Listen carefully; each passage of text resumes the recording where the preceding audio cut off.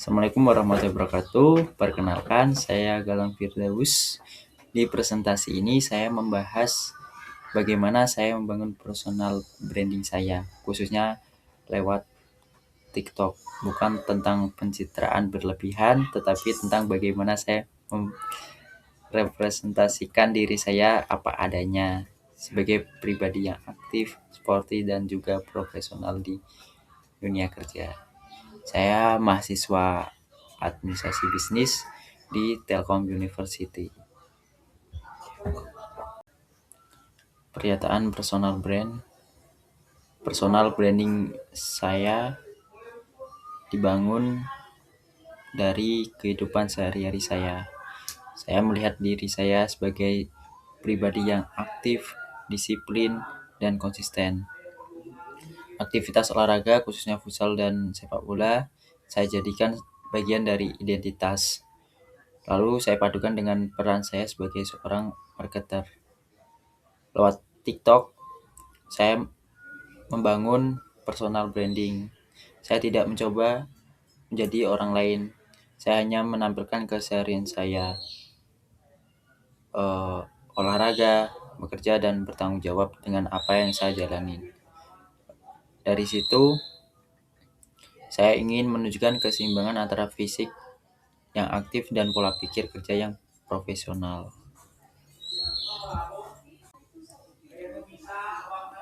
Selanjutnya, nilai inti personal brand. Nilai utama dalam personal branding saya ada 4. Yang pertama, disiplin. Ini terbentuk dari rutinitas olahraga dan juga tuntutan sehari-hari. Yang kedua, konsisten. Saya hadir secara rutin tanpa harus membuat konten yang berlebihan. Yang ketiga, aktif dan produktif. Saya tidak hanya terlihat sibuk, tapi benar-benar menjalani aktivitas di dunia nyata. Dan yang terakhir, otentik. Konten yang saya tampilkan memang sesuai dengan kehidupan nyata saya. Nilai ini yang akhirnya membentuk citra saya sebagai pribadi yang realistis dan bisa dipercaya. Slide selanjutnya ada pembeda dan keunggulan. Yang membedakan personal branding saya adalah kombinasi antara gaya hidup sporty dan profesional marketing. Biasanya orang hanya menonjolkan salah satu, tapi saya mencoba memadukan keduanya. Selain itu, saya lebih fokus ke proses, bukan hanya hasil. Saya ingin audiens melihat perjalanan dan usaha di balik aktivitas saya. Pendekatan saya juga cenderung tenang dan apa adanya, tanpa memaksakan diri untuk viral. Keunggulan saya justru ada di kesesuaian antara identitas digital dan kehidupan nyata. Slide kelima, platform dan strategi konten. Saya memilih platform TikTok karena di zaman sekarang TikTok lebih populer, lebih tren. TikTok juga platformnya ini visual, dinamis, dan cocok untuk menunjukkan aktivitas fisik maupun keseharian saya.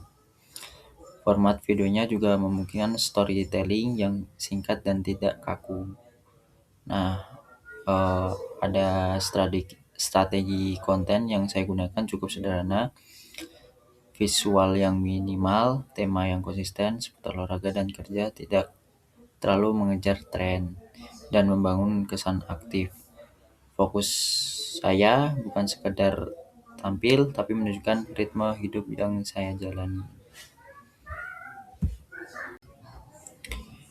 Selanjutnya ada data engagement TikTok. Analisis di depan menunjukkan interaksi analisis terhadap konten saya. Kalau dilihat dari data engagement, total penonton mencapai 908 akun dengan 1.709 tayangan postingan dan 1.251 tampilan profil. Dari situ ada 237 orang yang akhirnya memutuskan untuk mengikuti saya atau memfollow saya. Buat saya, ini bukan soal angka besar atau kecil, tapi menunjukkan bahwa konten yang saya buat cukup relevan untuk membuat orang penasaran dan ingin mengenal lebih jauh tentang saya. Ini analisis dampak personal branding.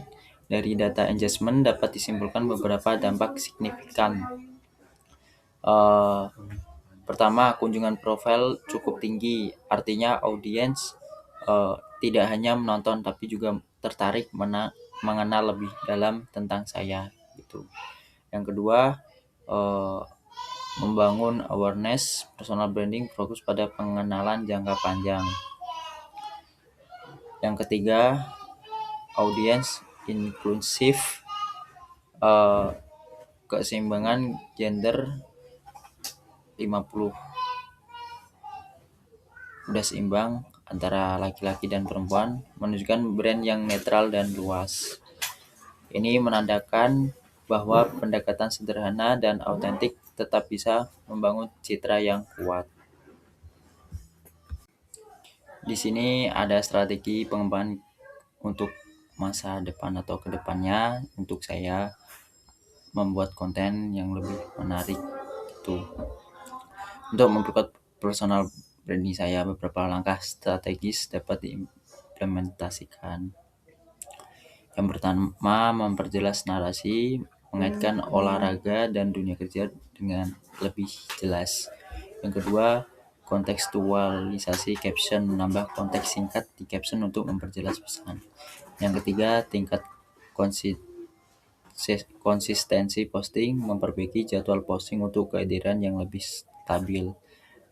Yang keempat, sisipkan pengalaman marketing, memulai membagikan insight dari pengalaman kerja secara natural. Yang terakhir, jaga keaslian, tetap berpegang pada karakter konten yang autentik dan jujur.